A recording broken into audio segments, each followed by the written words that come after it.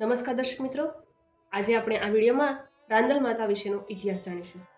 રાંદલ માતાને આપણે રન્ના દે, સંજ્ઞા દેવી, રાણક દે અને રાખલ તરીકે પણ જાણીએ છીએ. રાંદલ માતા તે વિશ્વકર્માના પુત્રી, સૂર્યનારાયણના પત્ની, યમ અને યમુનાના માતા તથા શનિદેવ અને તાપી તે રાંદલ માતાના છાયાના સંતાનો છે.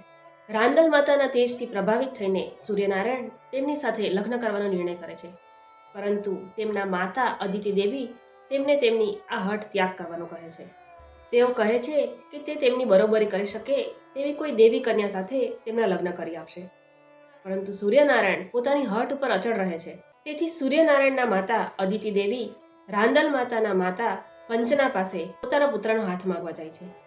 ત્યારે કંચના દેવી કહે છે કે તમારા પુત્રની દિનચર્યા તો રાતને દિવસ ચાલતી રહે છે.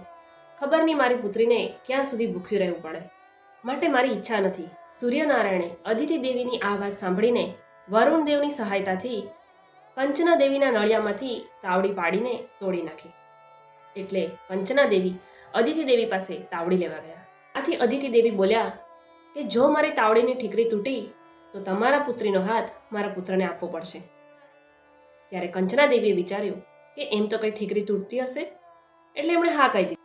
તેઓ તાવડી લઈ ઘરે આવ્યા, રસોઈ કરી અને તાવડી ઠંડી પાડીને પાછા આવવા જઈ રહ્યા હતા. ત્યારે સૂર્યનારાયણે એક યુક્તિ કરી. બે આખલાઓ વચ્ચે એવા તો કંચના દેવીને ફસાવી દીધા કે તાવડી હાથમાંથી પડીને તૂટી ગઈ અને શરત પ્રમાણે રાંદલમાં અને સૂર્યનારાયણના વિવાહ થઈ ગયા. વિવાહ બાદ સૂર્યનારાયણના તેજની સામે રાંદલ માતા એક પણ દ્રષ્ટિ કરી ન શકતા હતા. પોતાના પતિ સામે જ દ્રષ્ટિ ન કરી શકવાની અસમર્થતાને લીધે રાંદલમાં ખૂબ જ દુઃખી થયા અને તેમણે પોતાનામાંથી એક બીજું સ્વરૂપ છાયાનું નિર્માણ કર્યું અને પોતે પોતાના પિતા વિશ્વકર્માને ત્યાં ચાલ્યા ગયા. વિશ્વકર્માજીએ પુત્રીને સમજાવીને ઘરે પાછા ફરવા કહ્યું, કારણ કે પુત્રી તો સાસરે જ સારી લાગે. પરંતુ આ વાતથી રાંદલમાએ તિરસ્કારની લાગણી અનુભવી અને તેઓ દુઃખી થઈને પૃથ્વી પર ઘોડી સ્વરૂપ લઈને એક પગે તપ કરવા લાગ્યા.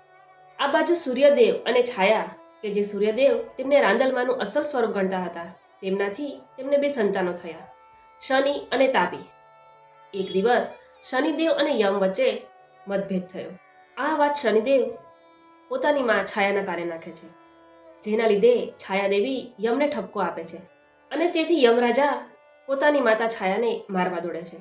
આથી ગુસ્સે ભરાઈને છાયાદેવી યમને ઠપકો આપે છે કે જેવો તું પૃથ્વી પર પગ મૂકીશ તેવું તારું મૃત્યુ થઈ જશે. સૂર્યનારાયણ જ્યારે પોતાનો ઘટનાક્રમ પતાવીને સાંજે ઘરે પરત પાછા ફરે છે, ત્યારે પોતાના પુત્ર યમનો ગમગીન ચહેરો જોઈને સૂર્યનારાયણને પરિસ્થિતિની જાણ થાય છે અને તેમને શંકા જાય છે કે કોઈ દિવસ માતા પુત્રને શ્રાપ આપે નહીં અને શ્રાપ આપે તો લાગે નહીં. અને કોપાયમાન થઈ તેઓ છાયાને શ્રાપ આપવાનું કહે છે કે જો સાચું નહીં કહે તો હું તને ભસ્મ કરી દઈશ.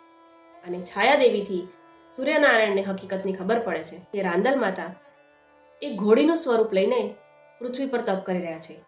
આથી તેમનું તપ ભંગ કરવા માટે સૂર્યનારાયણ એક ઘોડાનું સ્વરૂપ લઈને ઘોડો ખૂંદતા ખૂંદતા પૃથ્વી પર જાય છે. આથી ઘોડો અને ઘોડી એટલે કે અશ્વ અને અશ્વિનીના નસ્કોરામાંથી અશ્વિની કુમારોનો જન્મ થાય છે. અને રાંદલમાની વિનંતીથી સૂર્યનારાયણ પૃથ્વીને પોતાના 16 કળાઓના તેજમાંથી એક કળા ઓછી કરીને પૃથ્વીને તાપ મુક્ત કરવા માટે વચન આપે છે. અને રાંદલમાની કૃપાથી આપણી પૃથ્વી તાપ મુક્ત થઈ છે. અને સૂર્યનારાયણે વસાવેલું તે સમયનું સૂરજ જે આજનું સુરત છે, અને ત્યાં જ અશ્વિની કુમારોનું સર્જન થયું હોવાથી સુરતમાં અશ્વિની કુમાર માર્ગ પણ છે. સૂર્યનારાયણ રાંદલમાને વરદાન આપે છે કે કોઈ પણ શુભ કાર્યો જેમ કે લગ્ન, વાસ્તુ, શ્રીમંત કે પુત્ર જન્મ સમયે રાંદલના લોટા તેડવાથી ઘરમાં સુખ, શાંતિ અને સમૃદ્ધિ પ્રાપ્ત થશે. જય રાંદલમા.